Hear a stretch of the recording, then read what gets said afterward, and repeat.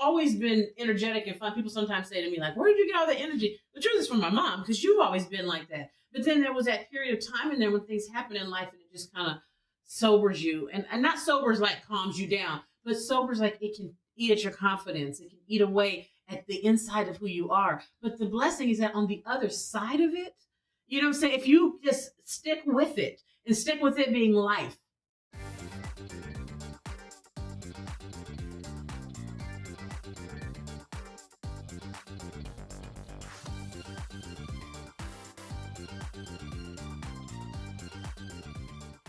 Hello, family. Chef Lorious here, back in the Love Lab. It is time for Calibama Talking, the podcast. Like I said earlier, I'm Chef Lorious. Everybody's on team. My co-host, Mama VJ, the community grandma. We are here. We are ready to talk. We have things to talk about. We have stuff to say. How you doing? Oh, well, I'm doing well. You're doing good. You look nice. Well, thank you very much. You look nice, too. You like my Girl, glasses? I love those glasses. You know what's so funny about these glasses? My kids hate them. That's the best glasses ever. And you know what's funny about it? It's not like I like them because they hate them. Because I shouldn't say they hate them. That's a strong word. It's just not their favorite. But Madison always goes, "Oh my God, Mom, you're not going to wear those." And it's just funny because like now I'm at that spot where my preteen daughter is slightly embarrassed by some of my fashion choices. And it's awesome. You know, I think I gave you too much confidence. Well, no, you didn't. Well, I mean, what's interesting is you wear those glasses and they're beautiful. Thank you, Mom. I love them. Uh-huh. But if I had them on and Madison said she didn't like them, I would be so subconscious of it, I would wear them again. Oh, and I would say, don't be studying that girl. Go ahead and wear your glasses. But you say something and I just would stop doing it. I remember when I first started getting real conscious about what I wore, I was working and I had bought this white dress.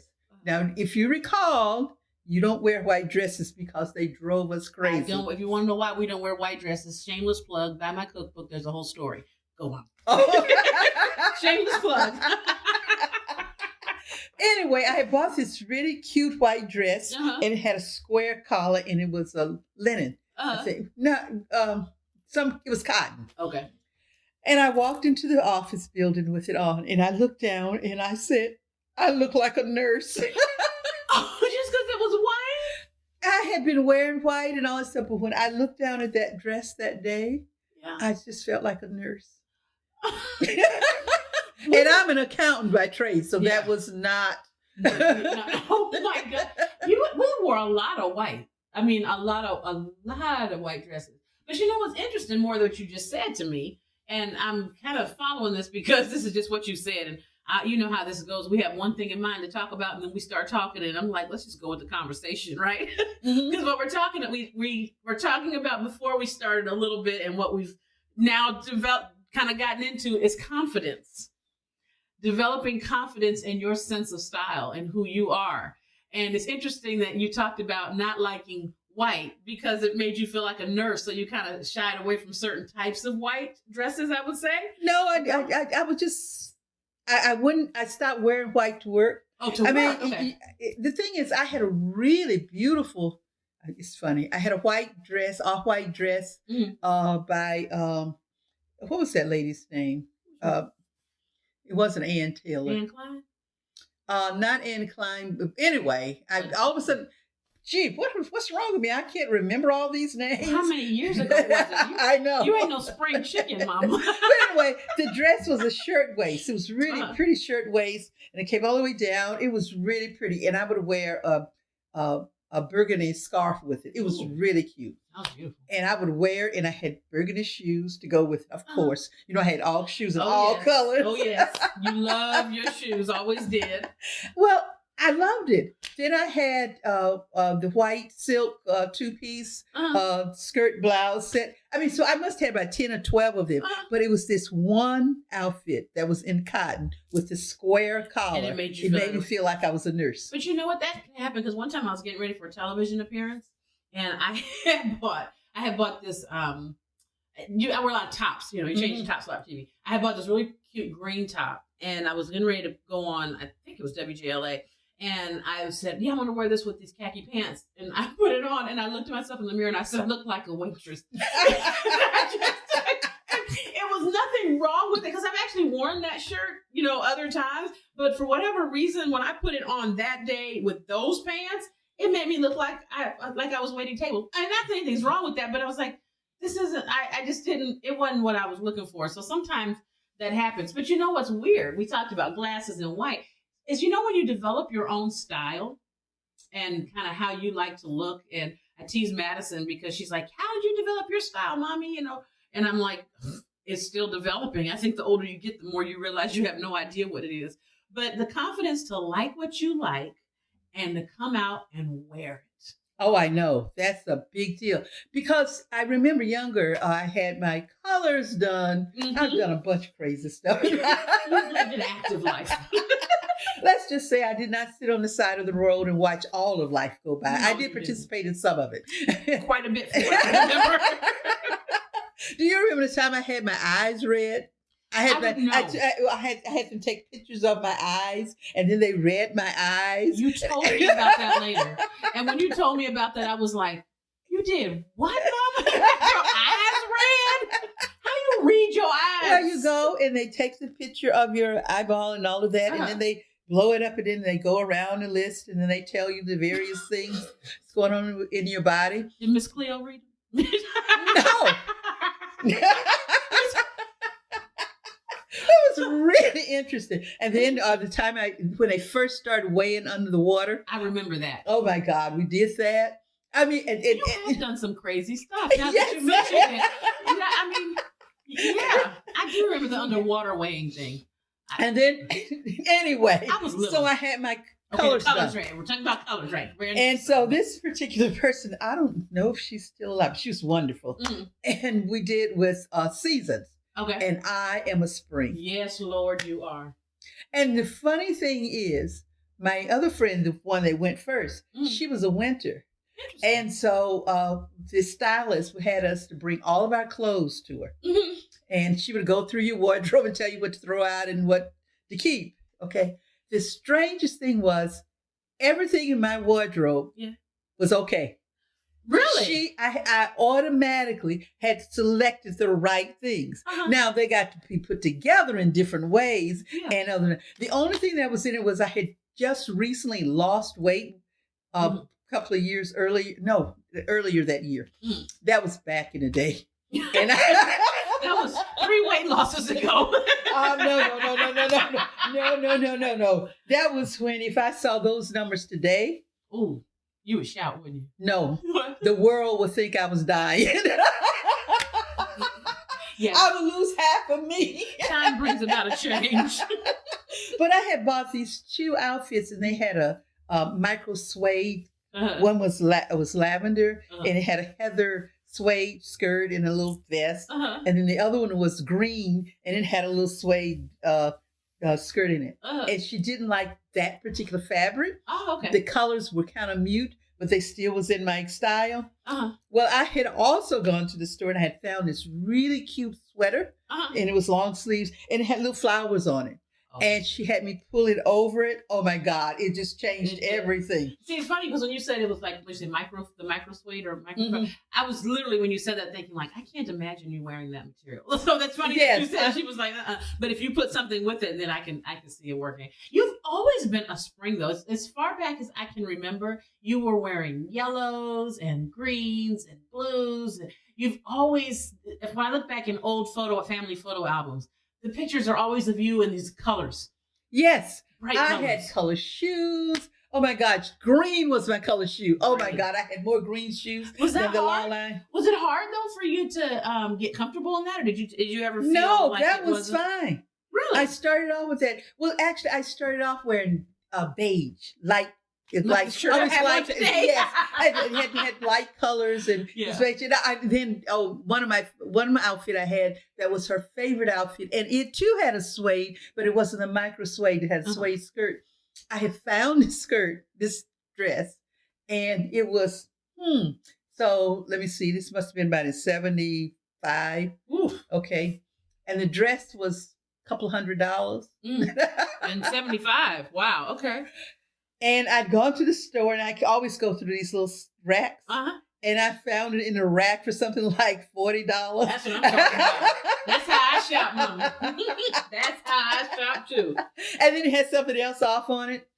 Oh, wow. But I'm going to tell you what the selling point was. What? The dress was a size 6. Oh, that is a selling point. So it was only because it was $200. So let's see. In 1975, I would have been 2. Yeah, size 6 was something else. Oh yeah, it was cute, and it had a little sweater top. It was really, really cute. You've always been into details. Yes. I remember that about your look. It's always been about the details. You always liked little pipings and decorative, small things and little patterns. Not overwhelming patterns. You never wore big, overwhelming, but you've always been particular about things that you've worn. And always been very conservative. Well, it was interesting because that top was a sweater top to that, and it was a taupe and white, so it was really subtle.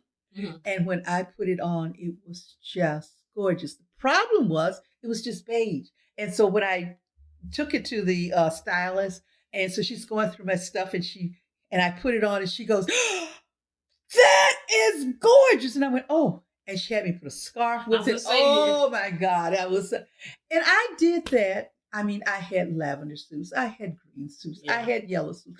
And I wore all of these colors and I loved it. They're so indicative of your personality though. Isn't it funny how we end up dressing our personality? Because, I mean, you've always been outgoing and just, I mean, you're always full of life, as long as I can, except when you're mad. Nobody knows that side. I know. Oh, stop it. But what was interesting, though, is I loved it. And then I wore hot pink. I remember the first time I wore hot pink, I was, I think, 18. Oh. I remember this so distinctly. And I was living in Alabama. And I went to the store. It was JCPenney. And they had the most gorgeous hot pink dress there. And I bought that. Then they had another, the hot pink suit was what it was, 2-piece. And then they had a blue, which was more like a sky blue or a federal blue. And I bought that. And then they had this really hot pink dress. And then I also got into yellows. I mean, I was really into all these bright colors.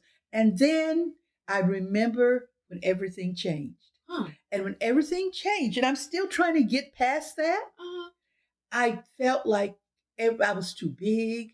I felt like I was standing out. It was just everything my life turned upside down, and suddenly I couldn't bring myself to wear the right colors. Yeah, but that's so interesting you mentioned that, because we go through things in life, and a lot of times we don't realize how much we've changed ourselves until we look at what we're wearing. You remember when I first moved to Virginia from California, it was an okay time. It turned out, well, it wasn't the best. I mean, there was a bad Things series. Happened. Yeah, I had a bad series of years in there. And I didn't realize how much how much it was impacting me until one time you said to me, all you wear now is black. Everything in your closet is black. And I realized I had never worn that much black before. And I thought, well, it's just because I moved east. And, East Coast chic, it's like, but it wasn't. I was actually kind of in a stage that I was showing that's what I was dressing like, because that's how I pretty much felt. I was not good years there initially, Exactly. But it's interesting. You come back to yourself. Well, but I noticed that I'm now in just black and white. And I'd green. wear Your shirt has green today. I'm kidding, Mom. Yes, I know what you mean. But I went through this period. Not only did I not buy stuff, it was like I stopped. I didn't stop caring, but I even remember when I was living here one time, and I bought these pink capris with a pink shirt and all the colors and stuff, and I was like, oh yeah, this is cool, and I wore them twice. Yeah. And then I got back home, and that's when you went back to California. I went back to California, and I felt like when I walked, when I had it on, that I was this big bullseye. That everything saw this huge thing coming along. It's like I'm this big elephant. I mean, I really, really had a struggle with that. And so now I wake up and I realize I'm still a bright. And when I moved here and I see people wearing all these colors and I have friends wearing it, and I keep thinking, I'm too old to do that. And I really, you probably didn't notice it, but my wardrobe was black and white. Yeah, you did. You went to a lot of black and white. Now, you didn't just, since we just talked about black, y'all, Mama didn't do like I did. I went to just a monochrome black wardrobe. Oh, no, hers was black. Hers was black. You had a lot of black and white. It looks really good on you, though, but I know what you mean because I remember my mom in the yellow and the greens and the blues and the pinks and the reds. I remember all of that stuff because you did wear a lot of colors and you have toned down. I thought you were just getting older. Well, that's what I told myself. I told myself that I was old. And, that's just too much. But then when I look at people that are older than I am or my age, and they're wearing all these pretty colors, and they were not all skinny. And I mean, it was just all these things. So I've come in to realize that I really, because I had to change. Yeah. And I was never able to go and reinvent myself the way I thought I should reinvent myself. Keywords. The key word is I thought. The way I thought. Yes, that's what I said. Keywords. The way I thought, and I didn't think I was successful. It was just all these things that and every time I try something and it never works out that way, I have this little voice that see, they were right about you. See, that was right about you. And it's all of that. So then I don't wear colors and I don't do this, or I go and I buy something in the store and then it hangs in the closet. It just hangs in the closet. It's so interesting how those little things impact it. We think we're just going to wear what we want to wear. And I just like these pants. I like this shirt. But we don't realize how much even our clothes are reflecting what's going on inside of us. And we're portraying it. Yes. Absolutely. And then I pick jewelry in that manner. So I love the fact that you wearing those crazy glasses. It took me a while to come into my it's awesome. Well, what I did last year, I bought a pair of glasses like that, and they fold up, and I have them in my little purse every now and then I have a pair that color. They feel so good on. You were the inspiration. Yes. When I saw these the first few times, I was like, I'm not going to get these glasses because I think they look silly probably and they're too thick. And then you had a small pair. I was like, that's it. I'm going to get them. And I just had fun with it. But it's been interesting for me figuring out how I like to look or dress because growing up, we had so many rules around clothes in church until you really had a very small box to pick from, but you made the most of it because I'm telling you were rocking the colors. But I dressed old for a long time. Yes, you did. And it took me a while to start to figure out what I like. And then I discovered I like crazy things like these kind of glasses, and I like to sparkle and shine, and I love to have, I don't know, I just anything that glitters. If it glitters, I'm for it, But I didn't know that. And I'm finding though, as I get older and I get more comfortable, did you find that as you got older, you get more comfortable in your personality and then you start accepting things about yourself and how it reflects? I started accepting myself around and right after 30, I started accepting myself. And that's when I really exploded in all the colors and doing the various things. But when I had that major upheaval 25 years ago, I mean, that's when I stepped back and realized after that upheaval, I never came back to who I was. I was always afraid of who I was. And so now it's like, oh, right, I can do this. I mean, the biggest change that I've ever made was I've cut my hair off. You sure have. You are working that haircut too. You have because you're right. 25 years ago, there was just a life event. We'll just leave it at that. And it was not good, and it did shake you. I remember I was in my 20s, and it did shake. It was different for everybody, and it was hard to see. But you emerged from that as a totally different person in a good way. But I had when I emerged from it, I don't know. I never felt comfortable with what I came out as. Yeah. I felt like I didn't fulfill what it was I was coming out to be. Wow. And so I was okay for a period of time. And then I had all these series of losses that were going on. And it felt like just on and on, just loss after loss after loss. And so then I thought I was going to be able to recoup. Yeah. And then again, I kind of had a setback. But I remember one time when I had a really push out, Yeah. I called you. I remember this. This was a couple of years before your dad got sick. Okay. And I called you and I said I wanted to go shopping. Uh-huh. And I was real nervous about it. And it was so funny is when I wanted to go shopping, it was at a particular time, and I didn't have the money at that particular moment. So I called you, and I remembered I got $1,000 from you. Don't tell all the business. It was funny. It was funny. I mean, because I paid it back and all that other stuff, but it was just like, but it was fun. And I went out and I bought colors. Mm-hmm. And I wore that. I mean, I had more fun in it, and I loved it. Yeah. And everything was okay. And then my husband got sick. And then I was kind of worried about that. And then coming out of that, I started wearing a few little colors. And I always thank God for my little Madison. Well, I do too. She's the best. That's my She daughter. is. And that was when God said, the losses are over. Wow. This is your new life. Wow. I still didn't start wearing colors, but now that I'm here, hey. But you're talking about a journey. Yes. What you're talking about is a journey that you're going through life, and when you were around 18, you saw something that was colorful that just caught your eye, and you pushed and got it and wore it. And then as you came older and got into your 30s, you started getting more comfortable and doing things and enjoying life, what you're wearing, and expressing yourself how you really are. And then setbacks come, and it pushes you back in your cocoon. And then you're like, oh, what about this? And then you get the questioning and all that. And then you go out a little bit, and then another setback comes back when your husband gets sick and dies. You're talking about the journey of life, and then coming around having something that is my little precious girl, Madison, who's 12. She's not a baby anymore, but her coming along representing new life to you. Then eventually you move here, and you're like busting out at the seams. Really? I mean, I felt when I had that life event 25 years ago, I really thought I was too old. I just thought everything was done. Wow. And now I can hardly wait for all the stuff that I'm doing. It's not that I'm waiting on it. Yeah. It's just that I am saying, okay, God, yes, this is life. Now, I have to say that in this past 25 years, I have learned so much. Yeah. And I have grown so much because the reinvention, yes, it didn't go the way I thought it was. But what I've learned, I remember getting up and things happening, and God would say to me, see, you're still here. Oh.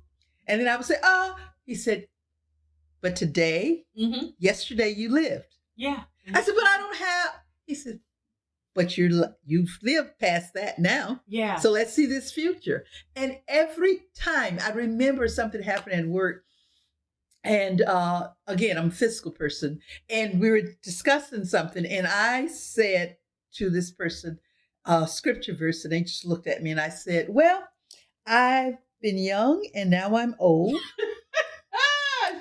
I've never seen the righteous forsaken, yes, nor and seed begging bread. And the issue was this person was requesting an adjustment in a payment, and they had listed that they paid tithes to their church. And they wanted to discount that. And I was in charge, and I says, oh no, that's you important. Don't discount that. And it is a legitimate thing that you don't discount. And so the person looked at me and said, well, I don't see why you would do that. Well, if God can do that. I said, oh. Yeah. And every now and then, whenever I get, he reminds me of that. And then when I look back and I think, you know what? I didn't even know where this was coming from. Right. And you made provisions for it. Yeah. I mean, I remember making a decision when I was on vacation that was just a decision. And lo and behold, 20 some years later, that decision that I made is what carried me to the next level. Wow. That's amazing. It's so encouraging to hear and to see, because as you talk about reinventing yourself, what I see is my mom coming back, because you were always fun loving. I mean, you get upset, me and you know how we do. Oh, they call me the 44 ounce. Yeah, I would blow off. She can blow. But you've always been energetic and fun. People sometimes say to me, like, where did you get all that energy? The truth is from my mom, because you've always been like that. But then there was that period of time in there when things happen in life and it just kind of sobers you. And not sobers like calms you down, but sobers like it can eat at your confidence. It can eat away at the inside of who you are. But the blessing is that on the other side of it, You know what I'm saying? If you just stick with it and stick with it being life. Yes. Stick with life. Even in that period of time, one of the things my just known for, my excitement and enthusiasm.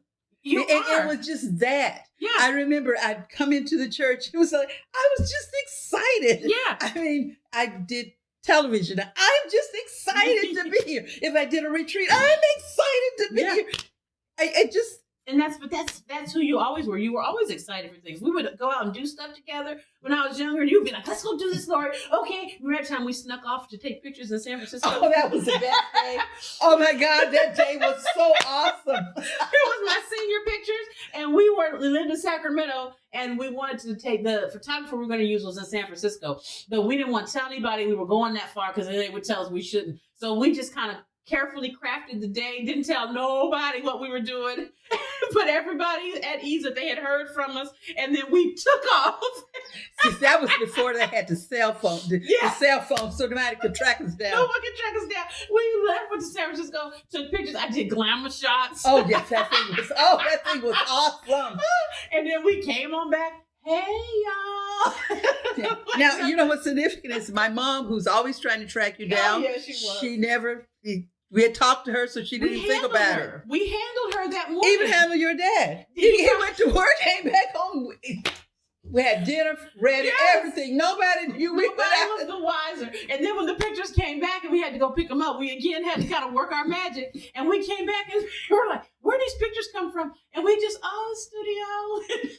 But it was so funny, but that kind of excitement, fun-loving thing, that's you. You know what I mean? Remember we used to go to the Nut Tree? I don't know, you guys in California, is the Nut Tree still there? No, it's gone. Oh man, I guess I'm showing my age. Years ago in Vacaville, they had this place called the Nut Tree. And you could go there and it would have these, had a restaurant and like this little shop and stuff. And we would be going to church stuff back and forth on the road and we'd be driving and we'd be late for something. And Mom was like, we already late. Let's go on to the Nut Tree and get something to eat. Well, it's Nut Tree, California. So it's Nut Tree, and then there's the I think the restaurant is called the Black Walnut. The Black Oak. Black Oak, I think is what it is. So it's really all cool there, yeah. But we always had that kind of fun. That was who you were, and then that period in there, when things kind of went different and made you start questioning. That was when those things stopped. Yes.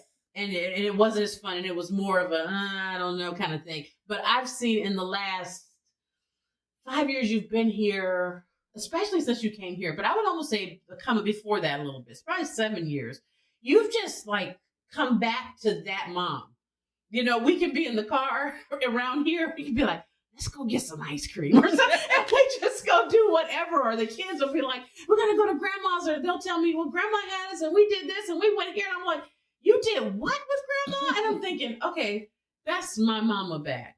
That's my mama back. So, okay, wait. So how do we frame what we talked about today? Because we started kind of talking about coming into your own and being comfortable with who you are and expressing yourself with the things that you wear. And it may seem like, why are we talking about the clothes piece of it? Well, because that actually does impact. That's who you are. That's how you present it. And you can see it because if I'm wearing heathered colors, I don't sparkle. You know, just the very glow in my face because I have on the brighter colors. When you wear like Kelly green. Oh, my star color is green. Color is you all day.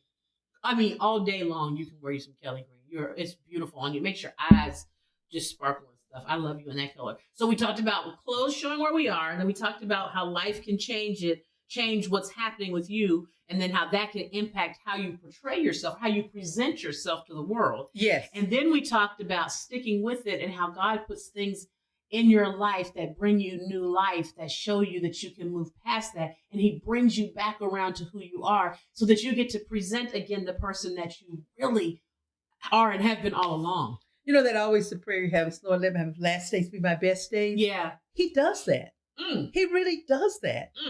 I mean, because all of that 25-year period of time, it was a wonderful journey. Yeah. I learned so much. I learned things about me. But the other thing that I learned I learned how to rely on him. Yeah. And I learned that what I read in the scripture is really real. He really, really does take care of you. Yeah. He really is your source. Yeah. And even though things go wrong, he's your hope.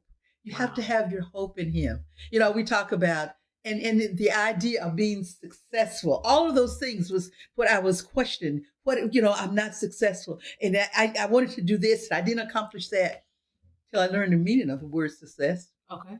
What is it? Accomplishing whatever goal you set for yourself. Okay, that's another podcast topic. I know, but that's confidence. That's good. That is confidence. That's real good. It takes confidence to know that I set out to do this and I accomplished that. You know what? I think I know what we should call this. You still look good. Presenting yourself through the peaks and valleys of life. Okay. I don't know. What do y'all think out there? This was fun. Well, we're going shopping. As soon as we can. As soon as COVID finishes.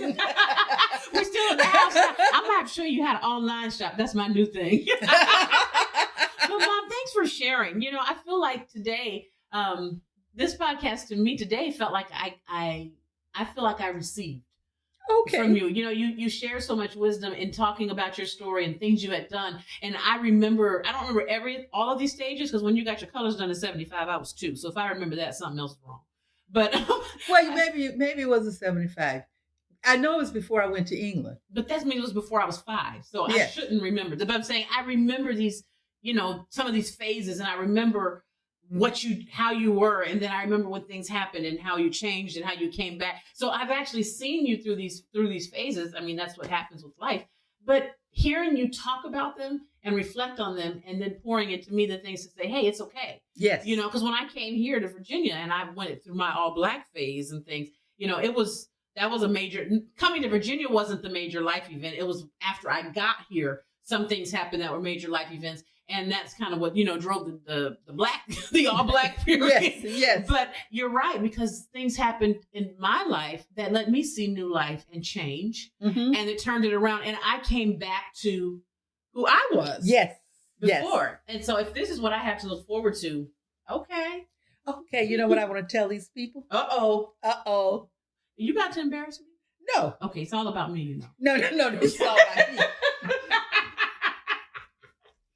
What, Mama? I love my life. That is the biggest compliment. I shouldn't even say compliment. That's the best thing I've heard in a long time. Not because you're miserable, but because I've been there with you. We've lived, and I'm happy to see you happy. I love my life.